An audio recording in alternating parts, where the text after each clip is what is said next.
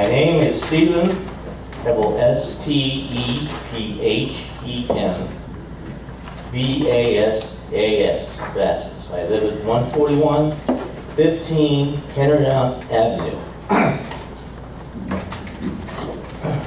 I am very concerned in regard to what she has spoken about the cameras and what they are trying to do with eliminating these speeding people. And I have to be very concerned, and I am concerned, and I have been concerned for quite some time. But a recent event that I was a witness to, it made it even more clear to me.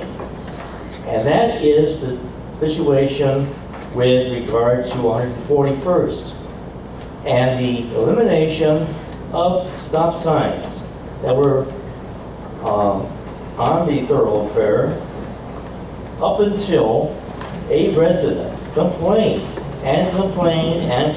about their allowing certain individual buses or whatever to come by his house and create noise that he was disturbed about. I think that was the issue. He brought it before council, and council decided, okay, we're going to give it to you. We're going to eliminate the stop signs. And I want to tell you, ever since then, 141st Street has become a hazard zone. And I want to tell you, under no circumstances I want to tolerate that. Because when I was trying to get from my house to another spot, I had to stop and wait. What I witnessed shows me clearly that 141st is way too dangerous and has been and ought to be changed for the better, for the residents, those especially who walk. Because I saw possibly 2 accidents occur when drivers coming from one direction and from another direction passed each other, and one of them honked because they wanted to get there to wherever they were going before the other one, and you see that, and it's constantly a danger. You have to be watching on your feet all the time, every time you cross the street for traffic. And when we had the stop signs, traffic had to respect those stop signs. Therefore, I feel it behooves council to take this ordinance that was passed, eliminating those stop signs on 141st, and restore those stop signs so that that place could be a decent and safe thoroughfare for everyone. Thank you.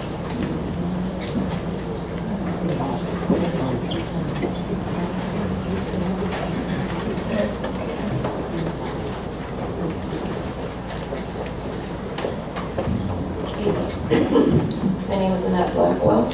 I'm at 15357 Longville Avenue. Longville? I just want to thank the police department and the fire department. I'm very happy to hear that the fire department is open in District 1 because it took a long time to get to my grandson that was hit by a car on Sunday on Cork Hill Road. But I do want to thank the police that came out. And he has a concussion. He's 30 marks on his back, his foot. He's in really bad shape. He's 8 years old. He'll be 9 on Wednesday. But I do want to thank the police that came right away. So I just want to say, we do have great safety forces. It means it makes a huge difference. But to come all the way from Warrensville Heights to Dunn Road. So I'm glad to hear that you're back and fully staffed, so that District 1 residents and residents just on the west side have prompt response. Because time makes a difference when you got a little kid on the street bleeding. But thank you, Safety Services, for taking care of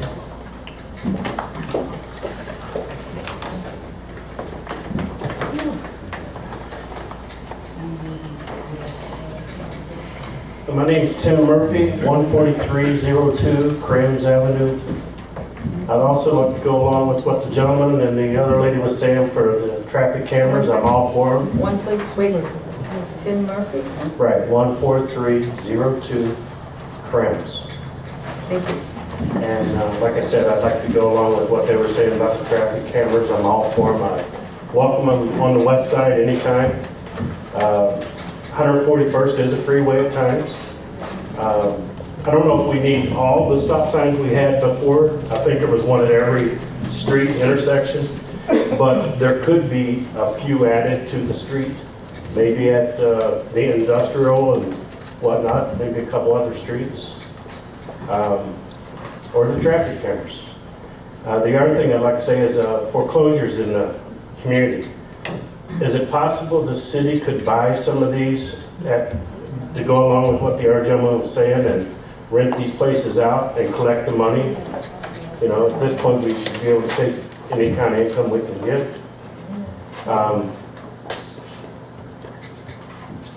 What else?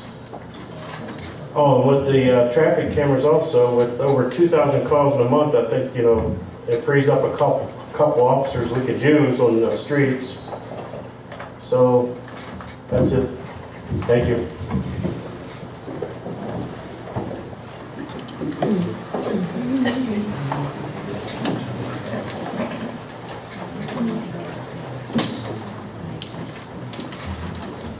Gerald Arnold, 20709 Bowling Green. I looked at the legislation that's coming up, and I see on there the proposal to keep to put on to the county treasurer that the garbage fee is still going to be $15 a month. I think that's what I was reading, and I'm a little puzzled at how can that be the right rate. If we had recycling, and we don't, and I knew there was a cost savings to eliminate it, shouldn't the cost of garbage pickup decline? And it didn't. So I'm not sure how can it be the same amount, and it's been the same amount for a long time. So I'm just not sure if did the recycling not save any money, or I'm not sure why the fee didn't change. And so I'd like to know something about that. And the other thing that I'd like to is when, with the plan that we had to submit to the state, when will we know if they accepted it? And if they don't accept it, what's the process to do? Do you get to come back, or do you have to resend another revision or something like that? I'd like to see, I know that everybody's working hard on technology and our website, things like that, but it'd be a great thing to put that on the website, and then it would be good to keep the residents informed of the progress on the website. People can look if they want to look.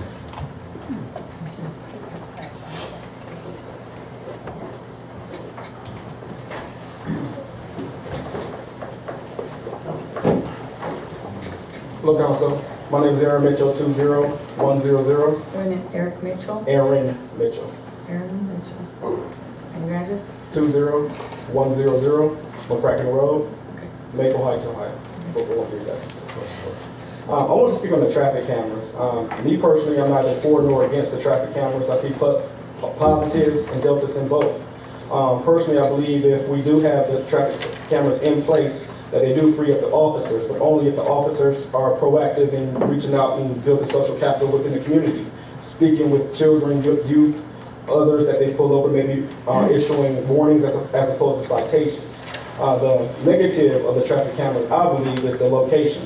Considering where they're located, a lot of people have a backlash feeling that they're targeting certain people. And I ask that because they are mobile cameras, that they are moved around the city to allow the fairness and everyone to feel valued and welcome within the city of Maple Heights.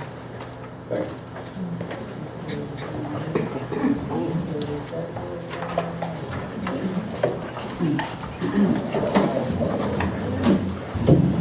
I live in 16226 Maplewood Court.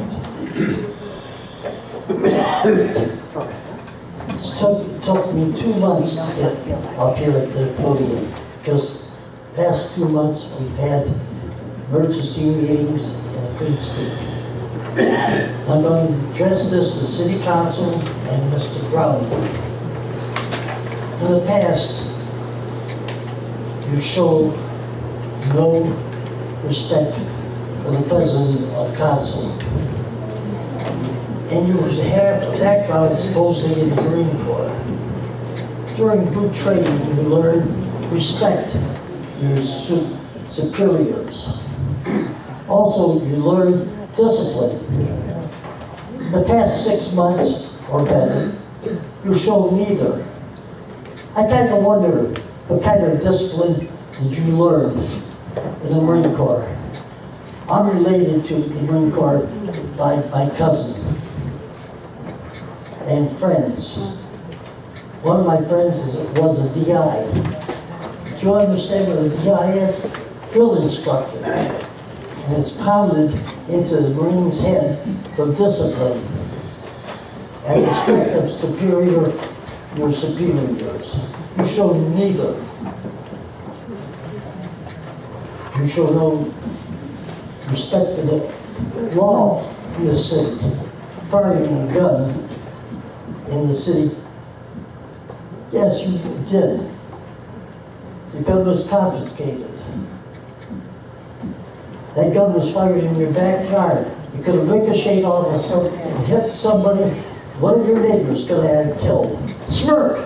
That's real intelligent. Madam Chair, I would ask that you would intervene, that we're not here for personal attacks on members of our council. Well, that leads me to the next thing. Joint leadership. Most of your council people are there for... Madam Chair, I make a motion that we end this man's comments so that we can continue on to something that's not personal in nature. Well, this has to do with the council, because the council is trying to move forward. You are a hindrance. I'm going to ask the city council to consider a project. I can't think of the name of it offhand, but it's to restrict your childishness on city council. Thank you. Good evening. My name is Doris Hendricks. I live at 16824 Girard Avenue. I had said I wasn't going to say anything, but I have to say something about my councilman. He's attacking my councilman. My councilman has the constitutional right of freedom of speech if he wants to talk. We have no superiors here. We are all equal. We pay y'all salary. And if he wants to say something, he has a right to say what he wants to say. And I'm through with that. I like one question. You said there was going to be another camera put up, you said, between Broadway and the police station. Does that mean you're going to move the one at the VFW Hall, or are we going to have 3 cameras there on Broadway? Go ahead. No, there's going to be, that camera will be in the school zone, so there'll be an additional camera. Yes. There would be an additional camera, so say from South Boulevard to there would be 3 cameras there. Well, no, there'll be 2 on Broadway and 1 on Lee Road. Okay. Yes. That's where the school zone is. Right, okay, just wanted to know, thank you for That's that. what's for sure. And if you got something to say, say it.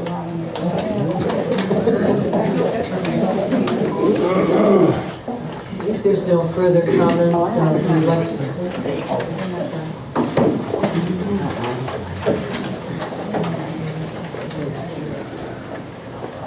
Hello, my name is Yolanda Keys. Can you talk into the microphone, please? My name is Yolanda Keys. I live at 15904 Yolanda? Star. Yes, Just please, yes. and your address, please? 15904 Evening Star. Okay, thank you. And my question is, I know school starts back tomorrow, and from what I'm hearing, there's not going to be a police officer directing traffic at the elementary schools. And I just need to know why. You have 3 schools there with 3 small children coming out, buses coming up and down the street, the parents are driving like crazy through the parking lot, blocking people in. We really need a police officer there to direct that traffic.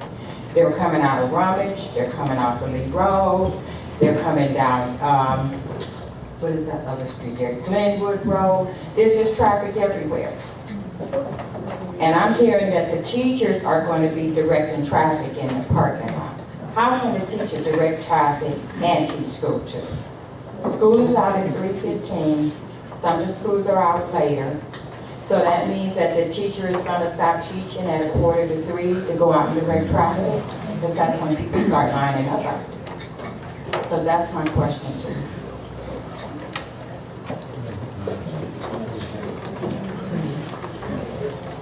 Go ahead. I think that question might be an important one for the chief to Ms. Keys, tradition. I can address part of that. First off, those officers that directed traffic last year, those were hired by the schools. The school is elected to not hire any of the auxiliary officers to conduct traffic enforcement or direct traffic this year. It's not anything that has to do with this legislative body or our police department. This was something that they decided to do this year.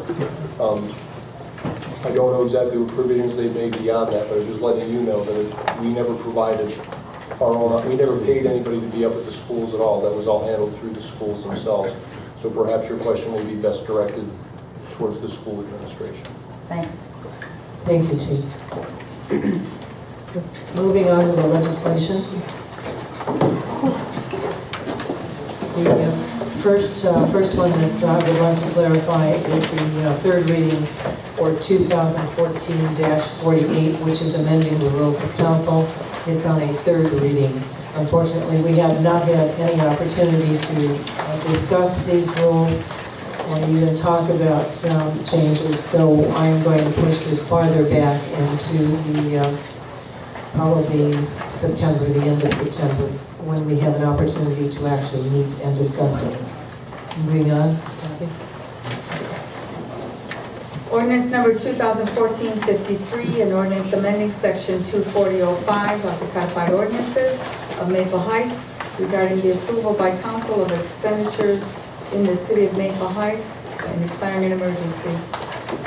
This is a second reading. Ordinance number 2014-65, an ordinance repealing ordinance number 2014-25 to place a charter amendment on the November 4th, 2014 ballot for the general election, decreasing the number of the members of council and districts from 7 to 5, beginning with the term starting on January 1st, 2016 in the city of Maple Heights and declaring an emergency. Councilwoman Agee. I'm withdrawing this legislation.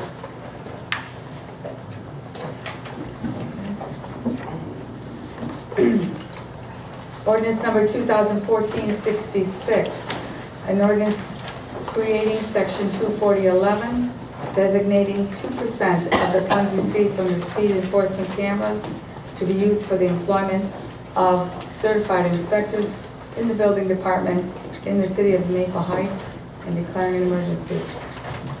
This ordinance is on a first reading, and we will also be moving this to a committee of the whole. Resolution number 2014-67, a resolution certifying to the auditor of Carver County the sums due to the city of Maple Heights, which were expended to correct building violations, including the boarding up of houses, which constitutes an immediate hazard to human life or health, or constitutes a blighting or deteriorating influence on the neighborhood, in accordance with Ohio Revised Code, Section 73151 to 73154, inclusive, and declaring an emergency. May I have a motion to suspend the rules and place this resolution on its third and final reading? So moved. Second. Mr. Jackson, second. Is there any discussion? Call the roll to suspend, please. Jackson? Yes. Brownlee? No. Turjansky? Yes. Agee? Yes. Adams? Yes. Jones? Yes. Sefrati? Yes. May I have a motion for adoption? So moved. Any further discussion? Call the roll for adoption, please. Jackson? Yes. Brownlee? Yes. Turjansky? Yes. Agee? Yes. Adams? Yes. Jones? Yes. Sefrati? Yes. Passed by the vote 7-0. Resolution number 2014-68, a resolution certifying to the auditor of Carver County the sums due to the city of Maple Heights, which were expended to the abatement of criminal activity nuisances, which constitutes an immediate hazard to human life or health, or constitutes a blighting, deteriorating, or negative influence on the neighborhood, in accordance with Ohio Revised Code, Section 73151 to 73154, inclusive, and declaring an emergency. This resolution is on its first reading. Resolution number 2014-69, a resolution certifying to the auditor of Carver County the sums due to the city of Maple Heights, which were expended to cut noxious weeds and high grass, which constitute an immediate hazard to human life or health, or constitutes a blighting or deteriorating influence on the neighborhood, in accordance with Ohio Revised Code, Section 73151 to 73154, inclusive, and declaring an emergency. May I have a motion to suspend the rules and place this resolution on its third and final reading? Second. Is there any discussion? Call the roll to suspend, please. Jackson. Yes. Brownlee. No. Surjansky. Yes. Agee. Yes. Adams. Yes. Jones. Yes. Sefrati. Yes. May I have a motion for adoption? So moved. Second. Is any further discussion? Call the roll, please. Jackson. Yes. Brownlee. Yes. Surjansky. Yes. Agee. Yes. Adams. Yes. Jones. Yes. Sefrati. Yes. Passed by the vote 7-0. Resolution number 2014-70, a resolution declaring the necessity of assessing the expense of garbage and rubbish collection and disposal within the city of Maple Heights, and certifying to the county auditor the cost due to the city of Maple Heights for garbage and rubbish collections, and declaring an emergency. This resolution is on its first reading. Madam Chair. Mr. Brownlee? 2014-70 lays out the assessments for garbage and rubbish collection. Earlier this year, our rubbish collection was reduced by canceling our recycling program. Yet, here we have the exact same assessments that we have been paying for the past couple of years. Our cost has not gone down for trash collection, even though the recycling program has been canceled. It's outlined specifically in Section 1060 of our codified ordinances how this charge is supposed to be calculated. It lays out exactly how it's to be done by the finance director so that the amount collected from the residents will equal, to the best of our ability, the amount needed in the following year. That makes sense, right? Well, this has not been done, obviously, because the amount is exactly the same as last year when we still had recycling. Now we do not have recycling. There is no change. What is planned to be done with your money for trash is for it to be transferred into the general fund. You'll find that in our fiscal recovery plan.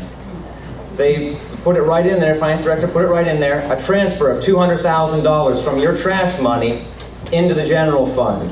That's why the number didn't change, I would assume, is because they want to continue collecting your money for trash, our money for trash, but then spend it on something else. I will not vote for this because this is a fraud. This is a fraud. We are charging you, myself included, for a service that we aren't receiving anymore, which is that recycling program. And that money is going to be taken and used for something else. 2014-70 for the garbage collection is a fraud. Would you turn to your expenditures over $1,000, please? 2014-72 through 78.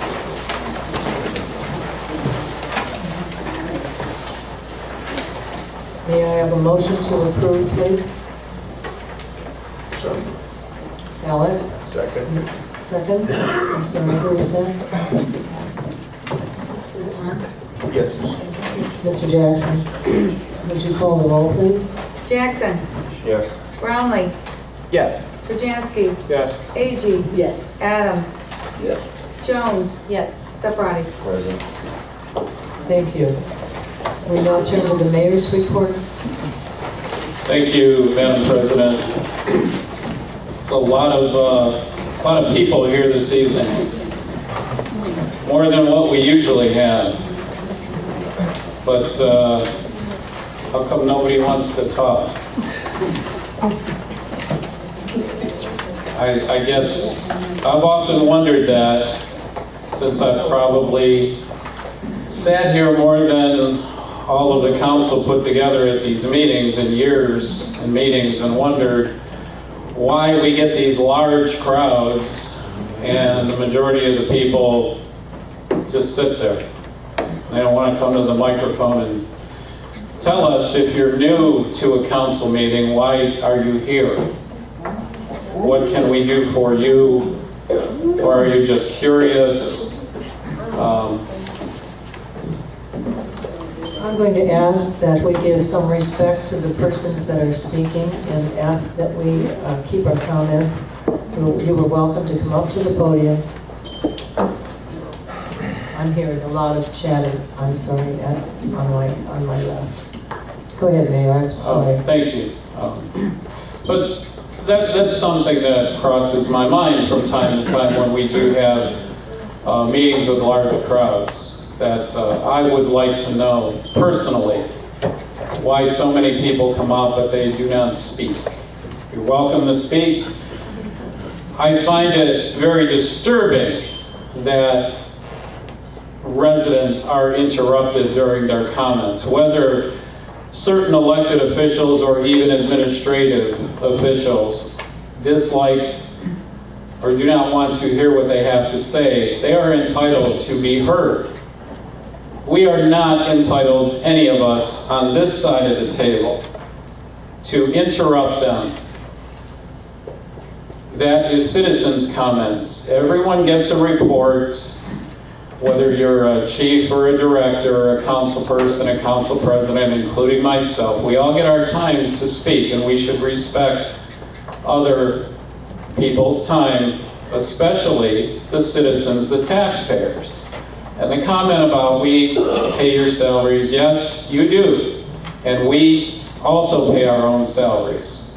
We are also taxpayers, those of us that are working and that own homes and have properties. We pay property taxes, and if we work, which we do, the council, a lot of them have full-time jobs, they pay city taxes, income taxes. So we do pay our own salaries too. We help. You know, maybe we need a little bit of an icebreaker here, and you know, this is kind of a short story, but to me it's so appropriate for this evening. Has anyone in the room ever heard of the pony joke that former President Ronald Reagan used to always tell? No, I didn't think so. I mean, my Republican colleague on council, Mr. Brownlee, probably has heard this story many times. Ronald Reagan was a very progressive type of a guy, president, and he used to tell this story about the optimist and the pessimist. And the story went that there were two little boys. They were twin boys. They were about 8 years old. And their parents had such a difficult time with these two boys. One was a total pessimist. The other was a total optimist.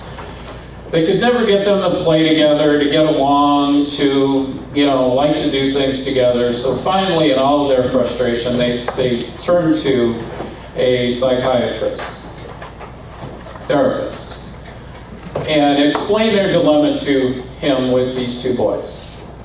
And how could they break through? How could they stop this behavior at such a young age, this dysfunctional behavior? So the psychiatrist came up with a plan. And first he would try his plan on the pessimist. He filled a room full of toys. Every and any kind of toy you could think of. imaginable. All toys that little boys would like to play with. Stacked them as high in some areas of the room as the ceiling would allow. He brought the little boy in, the pessimist, who immediately surveyed the situation in the room and just burst out crying. Just crying and carrying on and hyperventilating to the point where the psychiatrist took him outside of the room into the hallway and said, what is wrong? Why are you crying? Why are you so upset? These toys are for you to play with. Don't you want to have fun and play with them? And the little boy, through his tears, says, I really do, but I know if I start to play with each and every one of them, I'm going to break them. I'm going to break every one of the toys, and then I'm not going to be able to play with them. Hence, the pessimist. So, next comes the optimist. So the psychiatrist gives it a long, hard thought of what he can do for this particular boy. So he fills the same type of room with the biggest pile of horse manure that he can find, that he can get into this room. This room reeks of horse manure. It is the biggest mountain that you could fit in this room. He brings in the optimist. The little boy looks at it. He rolls his sleeves up, he runs to the top of this pile, and he is slinging his arms back and forth in this pile. Digging to the bottom, trying to get to the bottom with all his energy and might. The psychiatrist stops him and says, what are you doing? Why are you digging in this manure? And the little boy looks up at him and says, Doctor, with a pile of manure this big, there's got to be a pony in here somewhere. That story became pretty much nationally famous. And in times like these, we have to remember, as much as our viewpoints get in the way and our opinions and our feelings and we get all excited and we come to these meetings, we don't want to talk. We really do want you to talk. We really do, or at least I do, want to hear from you and what you have to say. I don't want you to have to go on the internet and put it on Facebook or text someone or try to blog and hide it under an alias or a name. I want you to come here because we're supposed to be all of us in this together, and let's hear what you have to say. One clarification I would like to make about a comment that was made tonight with grant money. Yes, we did receive $150,000 of block grant money this year, which we used for the repaving of Applegate Road, Milan Drive, and part of Fairway Avenue. In the past, this city has been very successful in block grant money being used for road resurfacing or road repair. Demolition money, that's a new one, but God knows we have enough vacant homes around this city that we could use the money to tear a few down. The comment that was made by Councilwoman Jones about a $50 million bond issue, I can tell you I'm pretty confident we're not going to see any of that money this year. The county council is like playing political football with that money right now, or that bond issue. And, it's August, end of August, soon September. We're not going to see any of that money this year. There's an election for county executive, and I think the way that the employees over there are jumping ship like the county's the Titanic, I think a lot of the big decisions on this aren't going to be made till sometime next year by whoever wins the executive's race and whoever is on the county council. Hopefully it will be a better group of people who can actually sit down and make a decision instead of playing politics with $50 million. So with that, I'll conclude my report, and I want to thank you all for coming out tonight. If you choose to come back in September, please feel free to share with us why you came out tonight. Thank you. Thank you, Mayor. Councilman Jackson, District 4. This will be tracked. Try not to break it.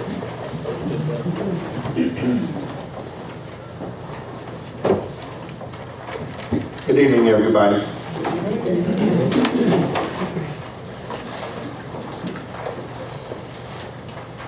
There's a person sitting out in the audience, my predecessor, Freddie Jackson.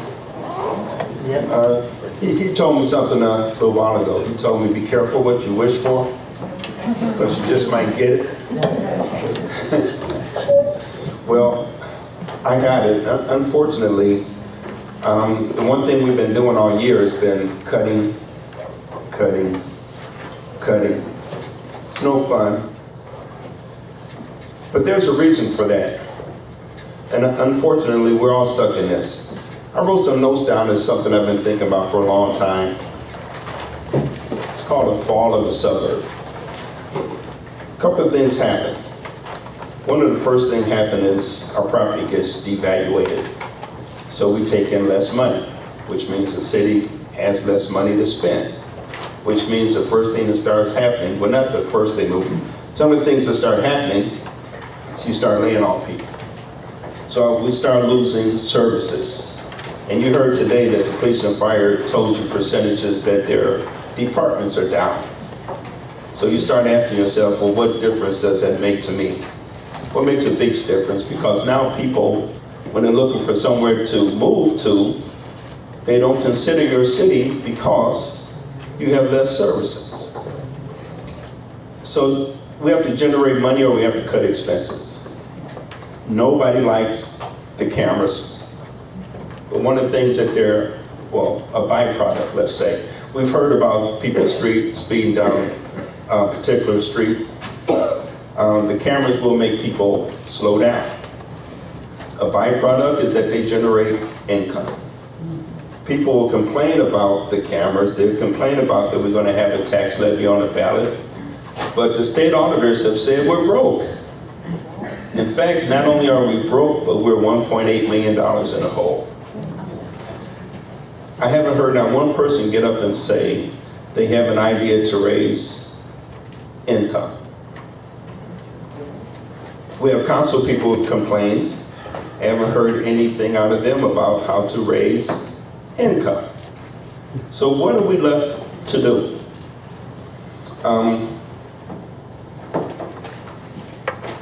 On a lighter note, our schools are back in.